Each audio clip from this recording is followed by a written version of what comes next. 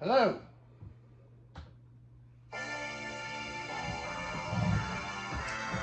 Hello, everyone.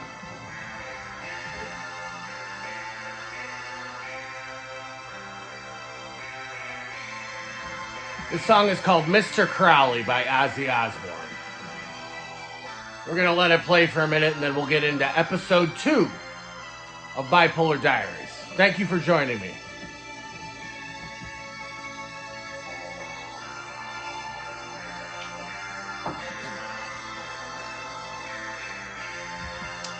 Now, if you know who Aleister Crowley was, he was a Satanist and a black magic practitioner, a magician, a sorcerer, who lived back in the late 1800s.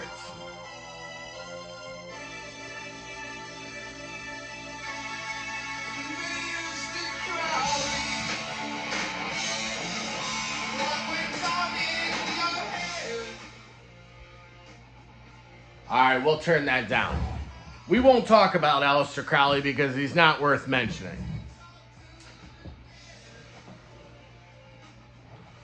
Wasn't a very good guy. So, in my last video, I gave you guys an introduction and a little bit about what we're going to be talking about, which includes mental illness, addiction, and also things that are popular in the culture. It'll be different for each episode. So, thank you if you watched my last video, and I'm trying to build an audience with subscribers. So if you like these videos, please subscribe to my channel. And let's get right into it. So, I'm going to try to go into kind of chronological order and tell you guys what happened after I graduated college, kind of illustrate the progression of the disease, and talk about the onset of my mental illness. Now, after I graduated college, I had a job for a short time with a life insurance company, which didn't last long. I didn't like the idea of pushing life insurance products on my family and friends.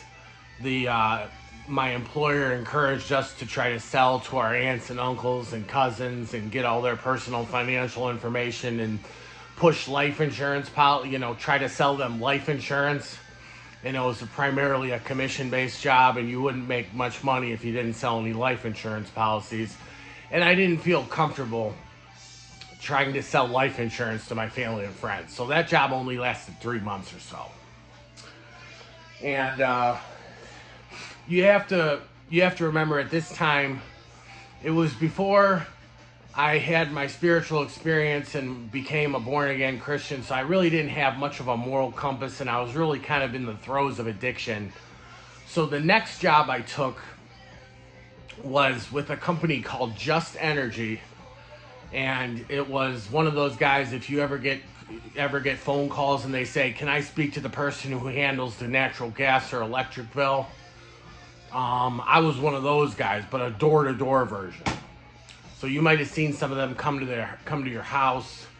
They ask you if you handle the electric bill there, the electric account, the natural gas account, and they try to get you to sign up for their supplier on natural gas, electricity. That's what I did for about a year.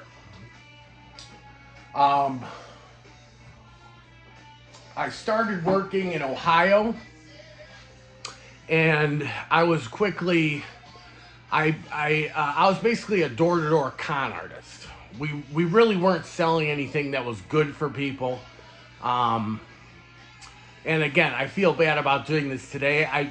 The person I am today would never take a job like that, because I wouldn't feel right doing something that was bad for people. I have more of a moral compass today, and but back then I didn't care. Turn the music down. Back then I didn't care. I was making for each person we signed up, we got a $50 commission, and I was signing up 7 to 10 people a day. So I was making pretty good money doing it, and we could drink and use on the job. We could drink and use drugs on the job, and that's what I did. I remember I would walk around going door to door, doing door to door sales with a flask of 90 proof rum in my cargo pocket, a bag of weed and a one-hitter pipe in my sock, and a bottle of pills full of Vicodin or Xanax, and I would use and get high all day. So long story short, I did that for about a year before I quit. I moved up to Southfield, Michigan, and worked in the Michigan office for a while. And eventually I got sick of it and resigned, and moved back to Ohio. And that was around the time I had my first psychotic episode. I was like 22, 23. I was living with a girl at the time in Michigan, a girl that I worked with at the energy job. And we were living together, and I was dating her. And I was drinking and using a ton, using Xanax, abusing Xanax, benzodiazepines. And I had a psychotic break, the first one I've ever had. And I ended up going to the hospital, and they gave me an assessment and asked me a bunch of questions about what different, the different drugs I use and stuff like that. And I answered them honestly and told them everything I was using and how much I was drinking.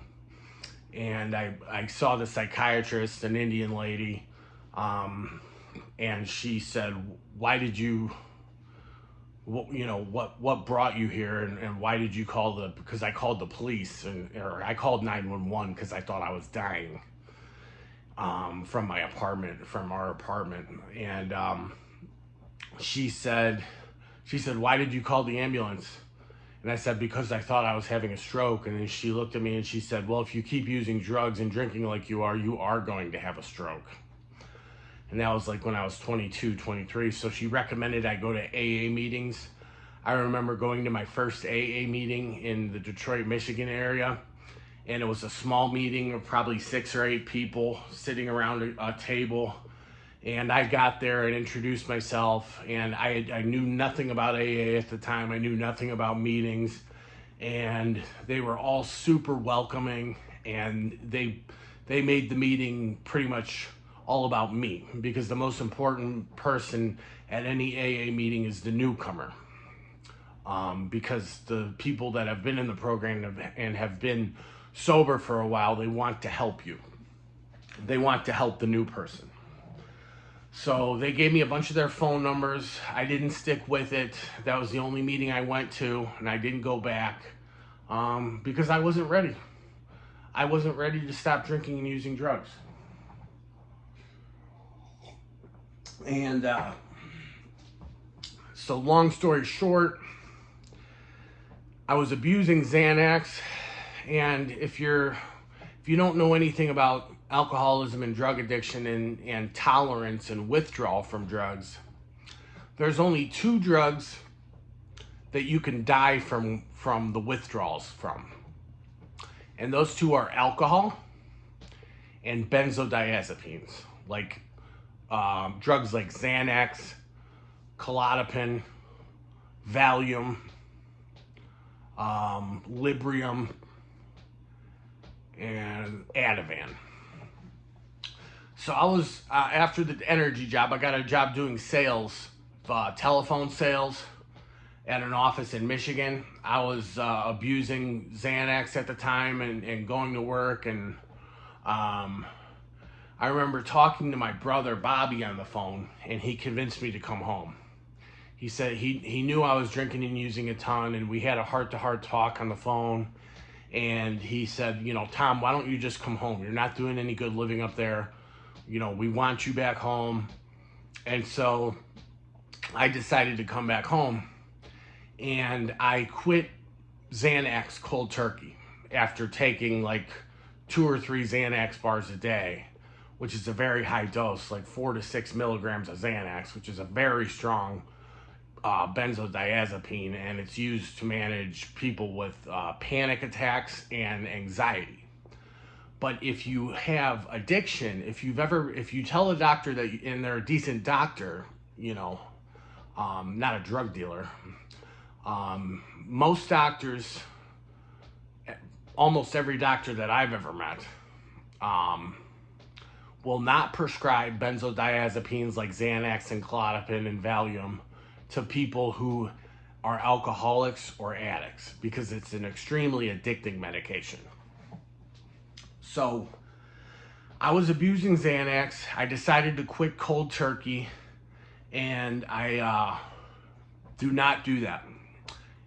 If you're taking Xanax or a benzodiazepine every day and you quit cold turkey, you could have life-threatening consequences.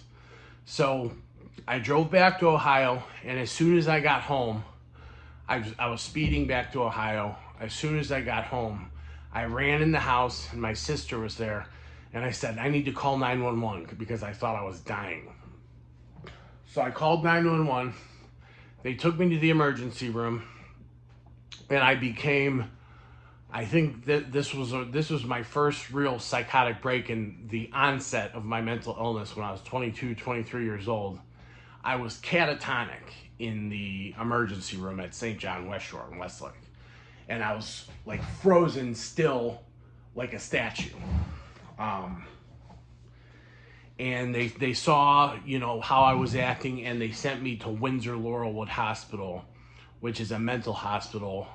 Behavioral health is what they call them now. Behavioral health hospital, but it's basically a mental hospital in Willoughby, Ohio, on the east side of Cleveland. So I went there, and I was hallucinating and having delusions and completely out of my mind for 2 weeks.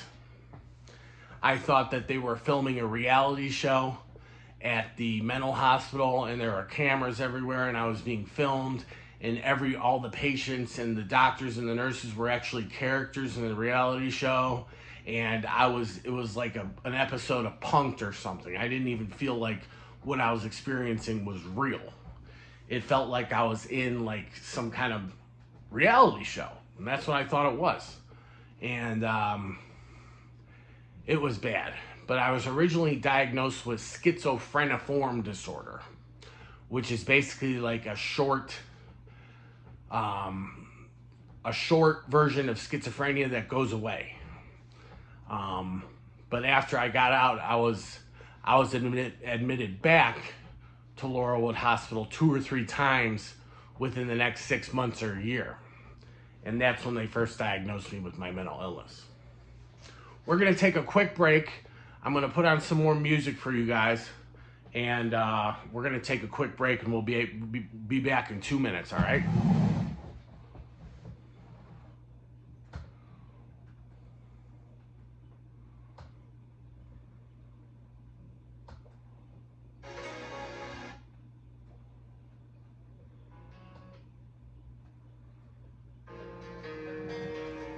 This is Yngwie Malmsteen, Black Star. Just taking a quick breather.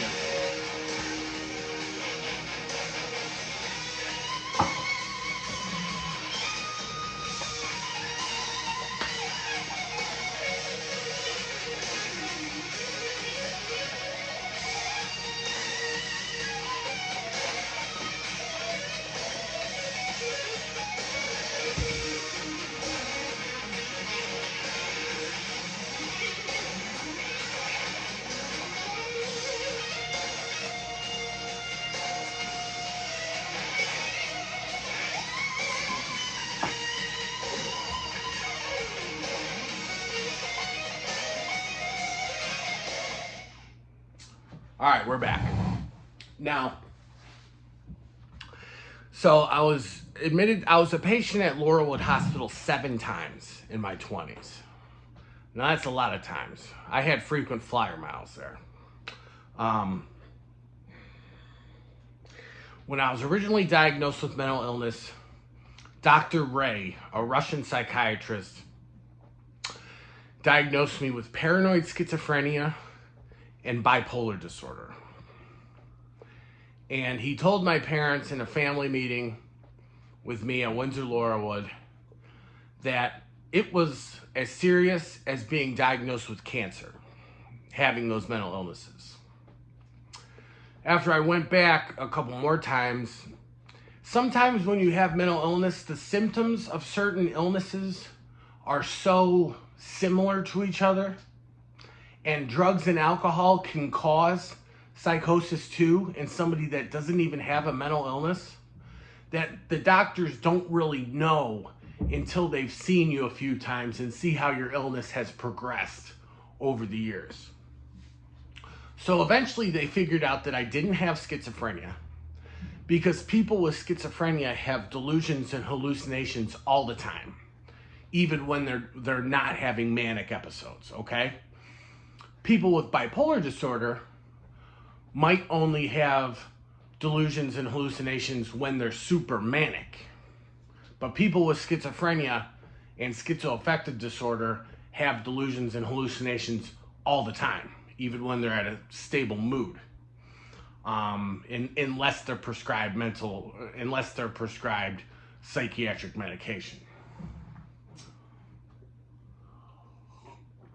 So, long story short, that was the onset of my mental illness in my early 20s.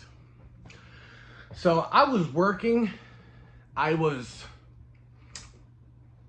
let's just fast forward to when I started my recruiting company in 2015.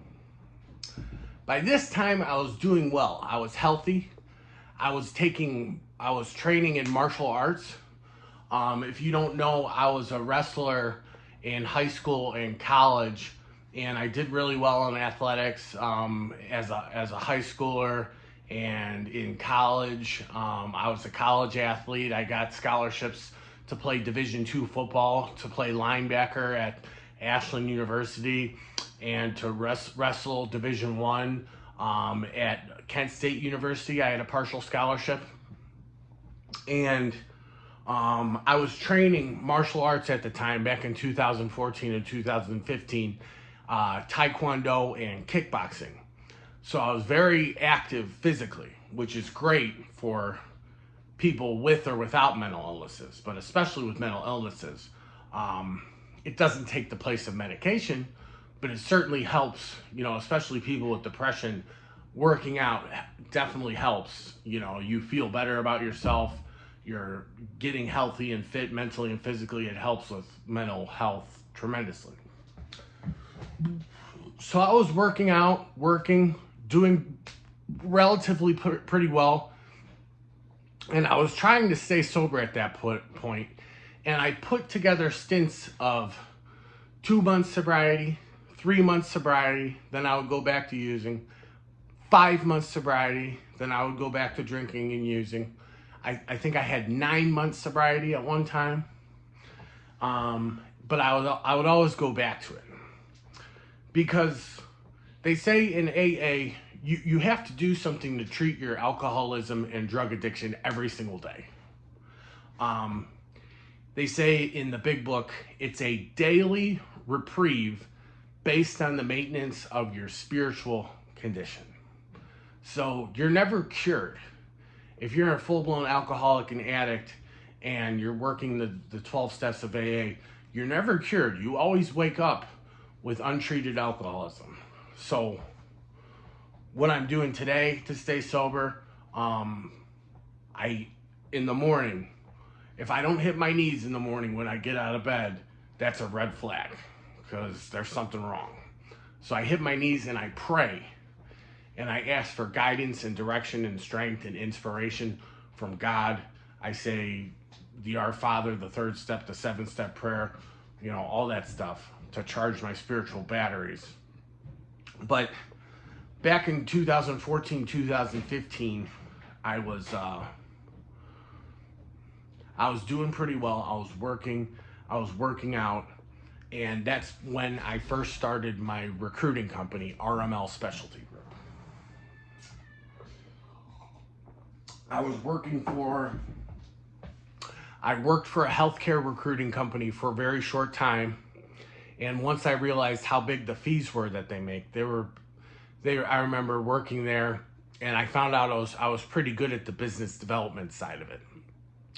And what business development is, it's basically finding clients. It's like sales, kind of. So I was doing that. I worked there for about a month. I saw that they were making 5-figure placement fees. And I said, you know what? I want to start my own business. And this is what I want to do. And I ended up quitting that job and starting my own recruiting company, which I named after my brother, Bobby LaRosa, and his initials, Robert Michael LaRosa, RML Specialty Group. So we're going to take a quick break.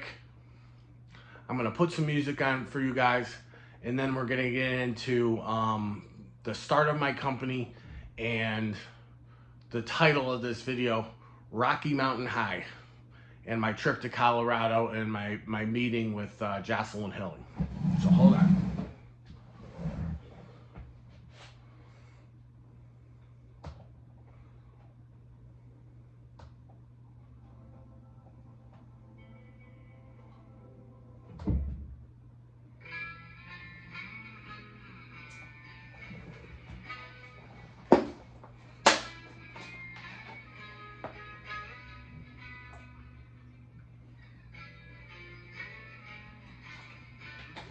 I'm a sugar addict too. The day I made my first video, I went through 2 liters of orange soda. I fucking love orange soda and Mountain Dew, especially Mountain Dew Baja Blast.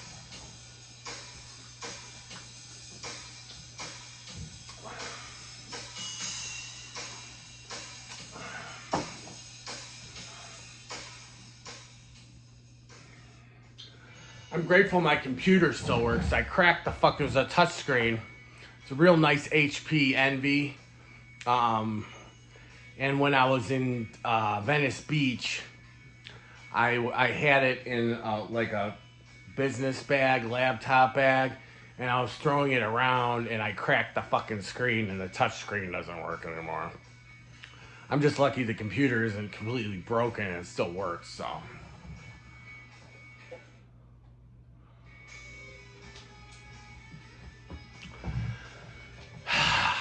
All right.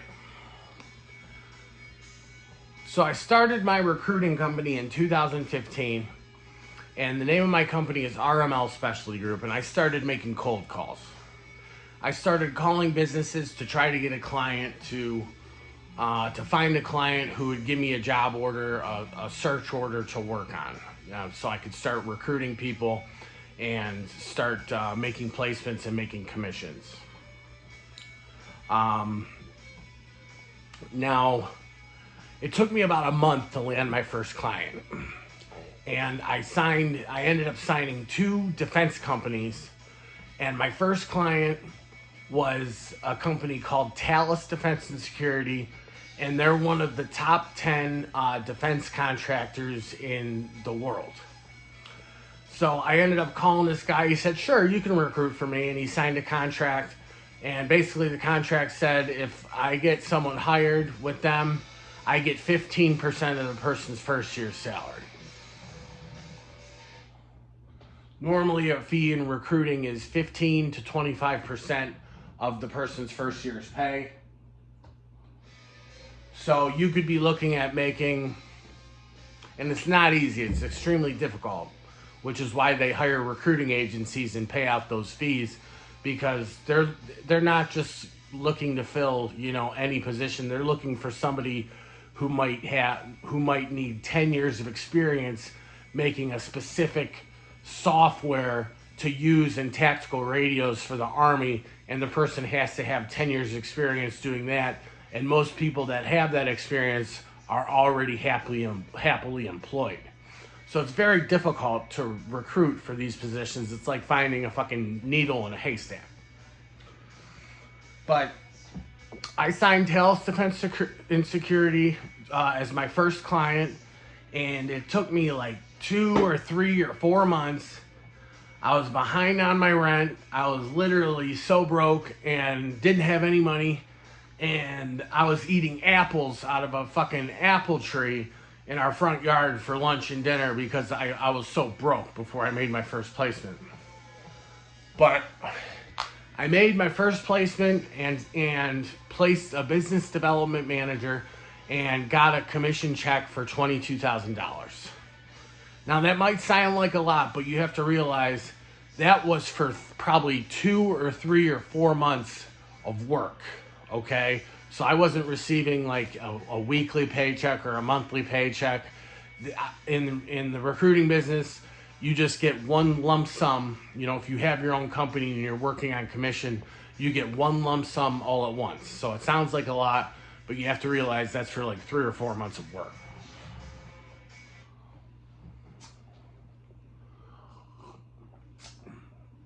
So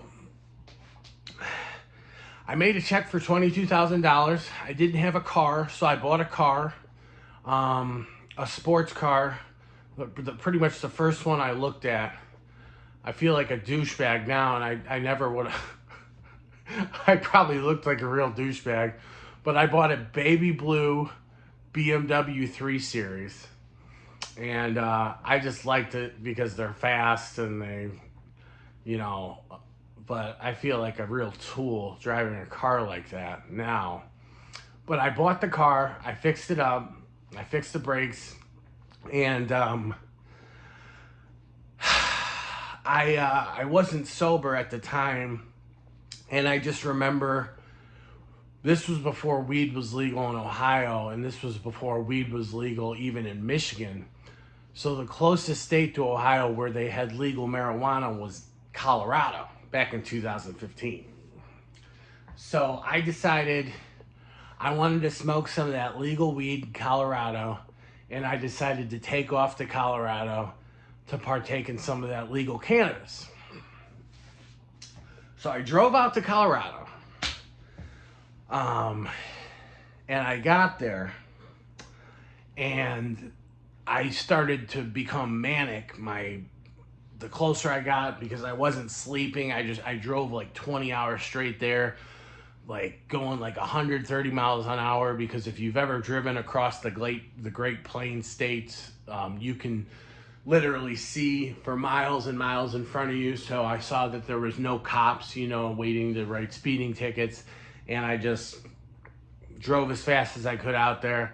And it seems like whenever I travel and, you know, have the excitement of traveling and you know, driving and staying up, it starts to trigger my mania, my bipolar mania, and I started to become more and more manic as I got to Colorado.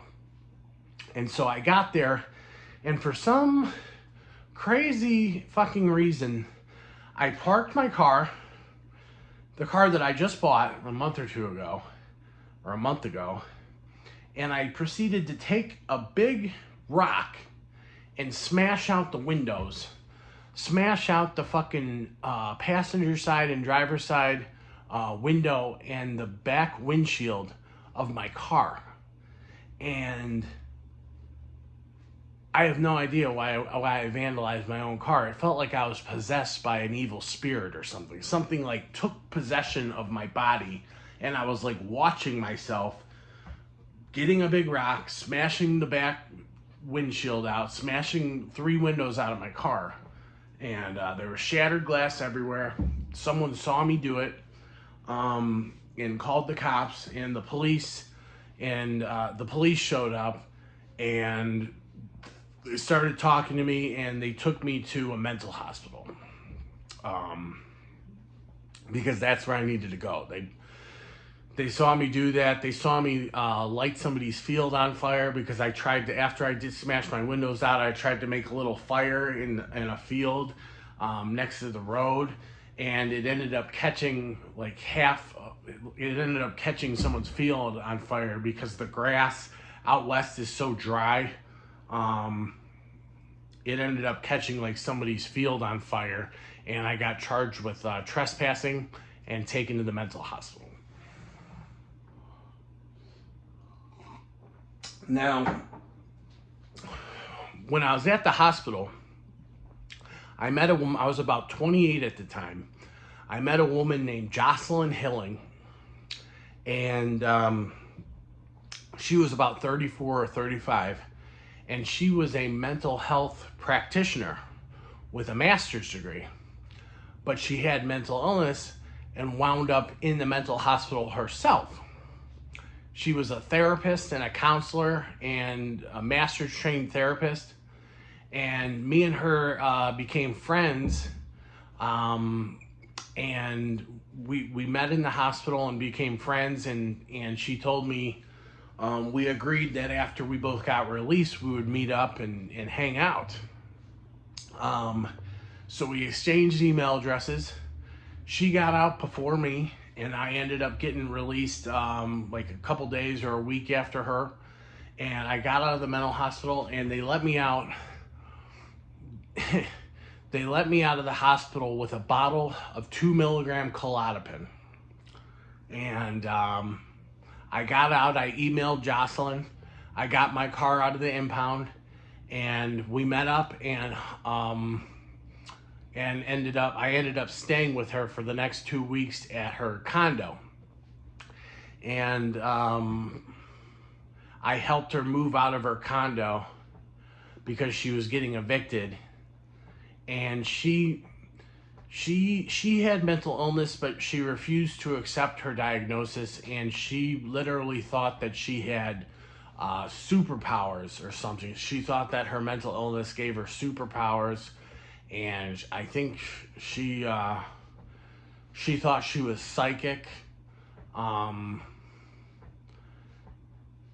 kinds of crazy shit, but she definitely had mental illness. But she refused to accept her diagnosis. And I ended up hanging out with her at her condo and popping my Klonopin like they were candy and smoking legal cannabis in Colorado and drinking. And I was having a good time. So after that, after meeting Jocelyn Hilling, the medicine woman from Alaska, she said that I reminded her of her dad, who had mental illness and was an alcoholic. We stayed in touch, and it's a sad story, but years later, I tried to look her up on Facebook, and I saw that she had a legacy account. So a legacy account is for somebody who passed away. It's like one of their loved ones, or if they're a celebrity, one of their fans keeps a page up for them in their memory. And she had a legacy Facebook account. So some way, somehow, Jocelyn Hilling died, and I'll never know how. But the couple weeks I spent with her, I'll never forget her, because she was brilliant. Me and her had very different spiritual beliefs. By that time, I had become a born-again Christian. I'll get into that in a different video, how I became that. If you follow me on Facebook, I've already told you that in one of the videos there, how I became a born-again, Bible-believing Christian after, not really believing in God, not believing in Christianity, and, doing all these other different kinds of religions and stuff like that. And she I don't really know what she believed in, but she thought she was a medicine woman and could heal people, and she actually worked with like CEOs and stuff like that, and prominent business people as a therapist before she lost her license. So that's it. We're going about 35 minutes. So I just wanted to make this next video. I'm going to be telling you guys some more stories as we go on. I was, some of the more exciting stuff is my second trip to Colorado, which was during the Dogecoin boom, the cryptocurrency boom. It's back up now, I saw, but I don't have the money to invest in it right now. But back in 2020 and 2021, I'll tell you that. I'll tell you about my trips out to LA, and a lot of the different stuff in my journey. And hopefully you enjoy my videos. If you do enjoy them, please subscribe to my channel. Please like the video, share it with your friends. Yeah, we're going to be talking about recovery. We're going to be talking about alcoholism and drug addiction, mental illness, all that good stuff. So if you made it with me this far, thank you for watching. Please subscribe to my channel, and have a great day. We'll see you next time. Bye.